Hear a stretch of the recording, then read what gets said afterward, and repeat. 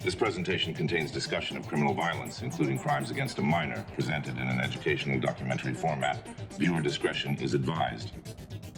Mississippi records the highest rate of intentional homicides per capita in the United States.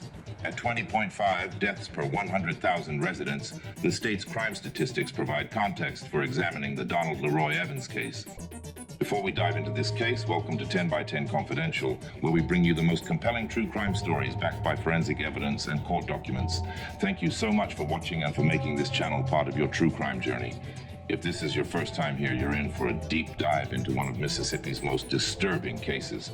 Make sure to smash that like button, subscribe to the channel, and hit the notification bell so you never miss our next investigation. Now let's get into the twisted story of Donald Leroy Evans and the day justice caught up with him on death row.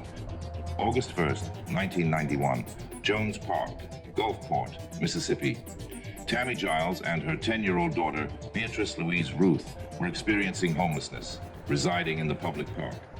An adult male approached, identifying himself as a former military service member and educator. He offered housing assistance and made 2 brief trips with Beatrice, returning her safely each time with provisions. At 7 p.m., he proposed a 3rd trip for groceries. Beatrice requested another adult accompany them. The man refused. Ms. Giles permitted her daughter to leave. Beatrice did not return.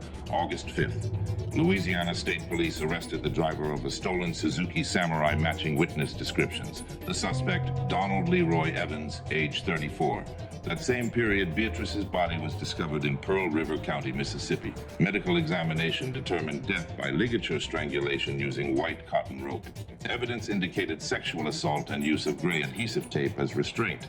Evans's background revealed a 1986 sexual assault conviction in Texas, 15-year sentence, paroled after 5 years in 1991, despite psychiatric evaluations documenting lifelong behavioral difficulties and mental illness. Following parole, Evans violated supervision conditions, stole the Suzuki Samurai, and fled Texas with an active warrant.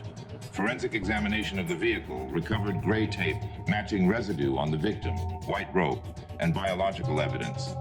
Critically, investigators found a receipt from Bay St. Louis, Mississippi, dated August 1st, evening hours. Items purchased: frozen dessert and gray adhesive tape.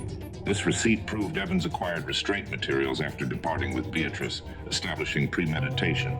Geographic evidence showed interstate travel. Victim taken from Mississippi. Crime committed in Louisiana. Remains returned to Mississippi. Federal jurisdiction applied. Evans negotiated a federal plea agreement. He would disclose the crime location if his statement remained inaccessible to state prosecutors. August 19th, 1991. Federal guilty plea, life imprisonment. Mississippi prosecuted independently using evidence obtained without the federal statement. October 15th, grand jury indictment for capital murder and sexual battery. September 1993, trial in Harrison County.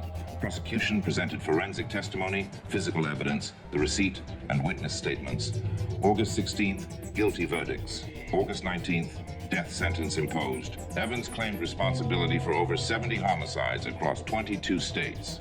Florida confirmed 2 from 1985, Ira Jean Smith and Janet Movich, both 38, both strangled. Evans pleaded guilty, receiving concurrent life sentences. Only 3 murders were definitively verified. Most claims lacked corroborating evidence.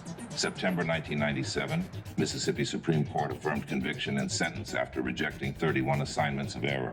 January 5th, 1999, Mississippi State Penitentiary, Parchman.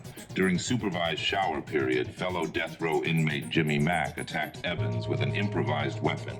Evans sustained fatal injuries. He was 41. Mack received manslaughter conviction and 20 additional years. His original death sentence was later vacated due to intellectual disability determination. This case demonstrates criminal justice system failures. Early release despite documented risk factors, inadequate post-release supervision, and exploitation of vulnerable populations experiencing homelessness or engaged in survival activities. 3 families received answers: Beatrice Louise Ruth, Ira Jean Smith, Janet Movich. Their names honor their memory and acknowledge the human cost of violent crime. Many cases potentially linked to Evans remain unresolved. That's the complete story of Donald Leroy Evans, a predator who terrorized multiple states, claimed 70 victims, and ultimately met his end, not in an execution chamber, but in a prison shower at the hands of another killer. Thank you so much for watching this investigation with us here at 10 by 10 Confidential. If you found this case as compelling as we did, please hit that like button and subscribe to our channel for more forensic deep dives into the cases that shocked America. Don't forget to ring that notification bell so you're first to know when we release our next video. And here's a question for you. Do you think the parole system failed when they released Evans after only 5 years? Should there be stricter monitoring of convicted sex offenders? Drop your thoughts in the comments below. We read every single one, and we want to hear what you think. Until next time, stay safe out there.